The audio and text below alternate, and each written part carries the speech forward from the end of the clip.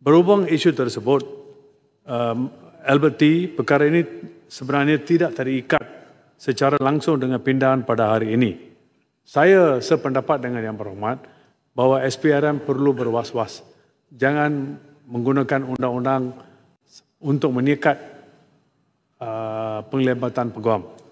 Walau bagaimanapun, saya dimaklumkan oleh SPRM bahawa perkara ini telah dijawab secara komprehensif dan oleh SPRM melalui satu kenyataan media yang dikeluarkan semalam.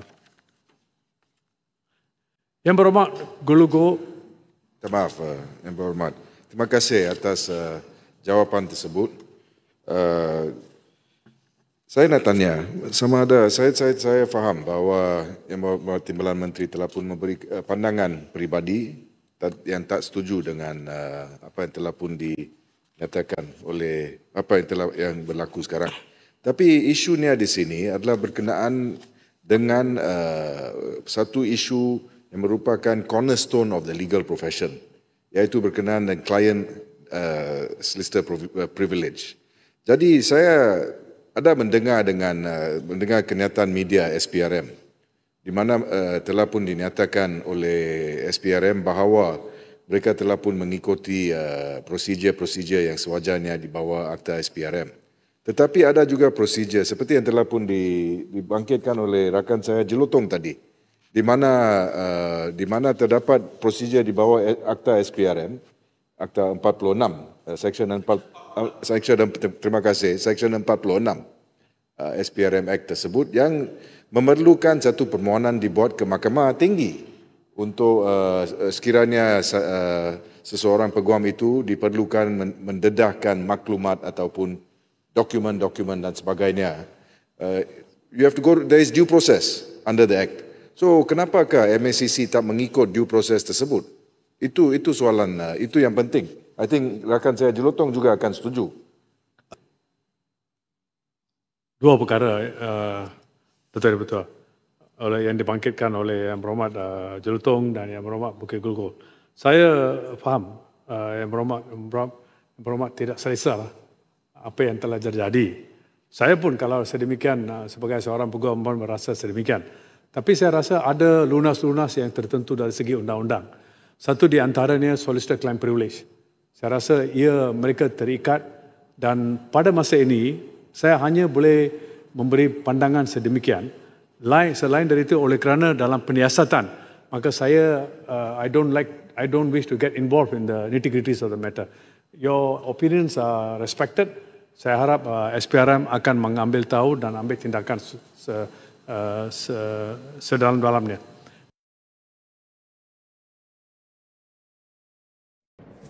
Ini 3 drama kaki daripada DAP, tengok. Ini Timbalan Menteri Undang-Undang tau. Ini Ahli Parlimen, Raya. Ini Kula Segeren tadi. Ini Ram Kerpal, Ahli Parlimen juga, DAP punya. Ini 3 DAP punya orang, diorang bikin drama dekat Parlimen. Diorang keluarkan kenyataan tu boleh baca. SPM tahan Albert T, kes ni dalam siasatan dan saya tak mau involve. Ini Timbalan Menteri cakap. Ini orang cakap SPRM ada hak nak siasat tapi hak peguam anak guam juga perlu kena jaga. Ini orang pun cakap benda yang sama. Hak anak guam pun kena jaga. Pasal itu Bar Konsel sudah keluar kenyataan membantah seorang peguam dipanggil untuk siasatan lah. Whatever reason lah. Itu SPRM-nya saya tak mau campur. Tapi persoalan dia ialah lu 3 orang bikin drama sini apa bikin? Lu ada menteri undang-undang sana. You cerita pasal undang-undang dekat sini. Tunjuk pada rakyat Malaysia. Lu ingat rakyat Malaysia semua bodoh kah? Lu 3 orang. You fikir all the Malaysians are stupid? It is your bloody government. Your SPRM yang bos pun dilantik oleh your government. The Prime Minister PMX pun lu orang juga lantik. Lu 3 orang is part of it. 2 orang yang party is also a part of the government. You punya cabinet minister ada berapa? 5 ke 6 orang, DAP punya orang. Dia orang juga they are running the government. Dia orang juga part of ini government. You datang parlimen sini bising apa bikin? Lu orang semua ramai-ramai turun itu PMX punya office. Kasih tekan sama dia lah. Tekan sama dia. Mana boleh buat ini macam? Semua orang Tara Kota mau buka mulut. Ini orang takut hilang jawatan. Ini orang semua takut nanti Tara dapat kerusi next election. So you biarkan. Diorang punya perangai macam pembangkang tau. Macam pembangkang. Benda yang you orang cerita ni patut pembangkang yang buka mulut. Tapi saya pun pelik lah. Saya pun Tara tengok itu Malaysia Gazette share video pembangkang cerita pasal hal ni. Shame on you all lah, you know. Malu sikit lah. Malu sikit lah. You are a part of the government. Behave like part of the government lah. Don't behave like opposition here lah. Malaysians are not stupid. Lorang sudah kena terus sudah kena dekat Sabah. Sudah kalah teruk tau. DAP kosong tau. 8 orang lawan 8. Mungkin kalah. Next will be Sarawak. After that will be Melaka. Then will be Johor. Lorang akan kalah teruk lah DAP. PKR akan kalah teruk. Saya minta rakyat Malaysia semua ini apa-apa election yang akan datang, jangan undi PKR, jangan undi DAP. Ini jangan undi, ini Tara Harapan parti yang menyusahkan rakyat, menyusahkan pemandu lori, pemandu taksi, pemandu bas, menyusahkan rakyat dengan harga barang yang mahal. Kelentong sama semua student mau hapus PTPN. Ini orang punya geng semua dulu nyanyi lagu. Mau hapus GST, lepas tu memperkenalkan SST 6%, sekarang sudah jadi 8%. Dulu diorang janji mau turun harga minyak, mau hapus tol. Ini orang punya abang dulu cakap mau hapus tol, Tara hapus tol. Sekarang tol punya hargamu sudah mahal. Lagi banyak tol dibuat di seluruh Malaysia. Janji mau turun tarif elektrik, mau turun tarif air, pun Tara turun, semua tarif sudah naik sekarang. Ini orang semua sekarang taruh pisang dalam mulut, duduk dalam parlimen. Cerita benda yang ada publicity biar dia orang cerita. Ini macam lah. Ini Malaysia Gazette pun pergi kawal ini macam yang bodoh biar orang 3 orang. Patut Malaysia Gazette tanya sama dia orang, 2 orang punya government, buat apa lu berdiri tanya dekat sana? Sana dalam itu parlimen tadi Menteri KDN pun tak ada sana, lu tanya dengan diri sendiri kah? Ini macam tanya diri sendiri kah? Bodoh punya orang lah orang semua. Tuk-tuk tu dia. Keluar video tuan-tuan. Video Albert Tay yang mengaitkan Perdana Menteri, yang mengaitkan setiausaha politik Perdana Menteri, yang mengaitkan Ketua Pengarah SPRM dengan skandal di negeri Sabah. Tuan-tuan, dia ada 300 muka surat, pelbagai bukti. Nak kata apa?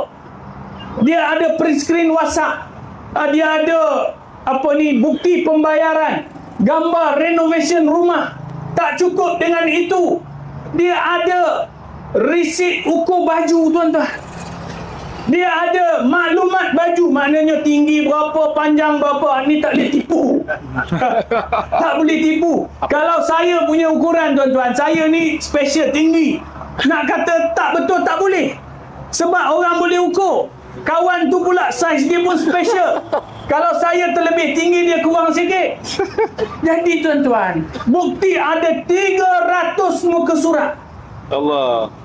Apa tindakan kerajaan?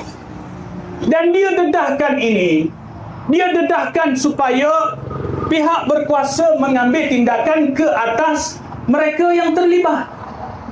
Tapi yang berlaku apa? Dia yang kena.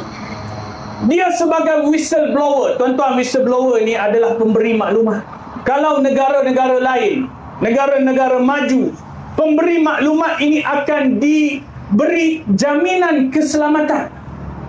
Tetapi negara kita ni terbalik. Negara kita terbalik kerana apa?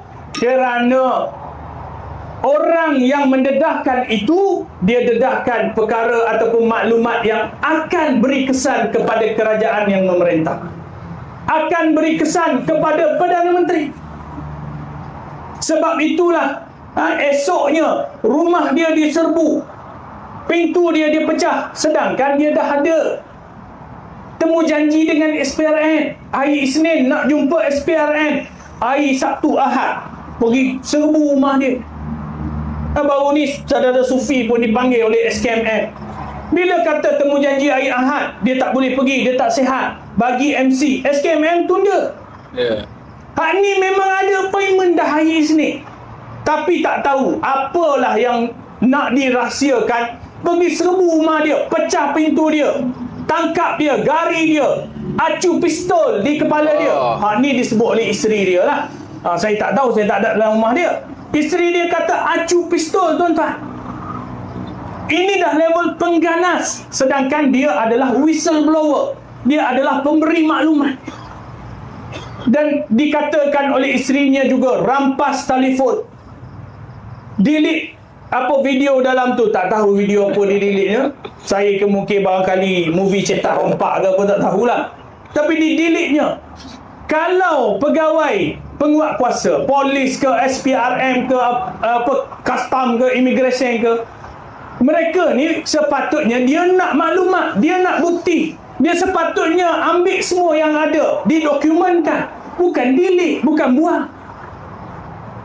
Jadi timbul persoalan dalam insiden ini. Kenapa? Sedangkan orang yang dituduh, Sofia Rini, perempuan yang dalam video itu, dan juga Samsul Iskandar, elok ya tuan-tuan, berlenggang pergi dengan lawyer dia berjalan masuk pintu pagar SPRN. Hak ni kena serbu, pecah rumah, acu pistol. Jadi di sini timbul persoalan. Mana pergi tata kelola yang kamu sebut? Mana pergi janji kamu untuk banteras salah guna kuasa? Sedangkan salah guna kuasa itu berlaku dalam pejabat Perdana Menteri. Perdana Menteri perlu ambil tanggungjawab. Perdana Menteri perlu bertanggungjawab. Dalam video tu sebut nama Ketua Pengarah SPRM. Dalam video tu sebut nama Perdana Menteri. Sepatutnya Ketua Pengarah SPRM perlu bercuti sebab kaitkan dia. Ini anggota SPRM pergi serbu rumah dia. Jadi inilah dia yang berlaku dalam negara kita.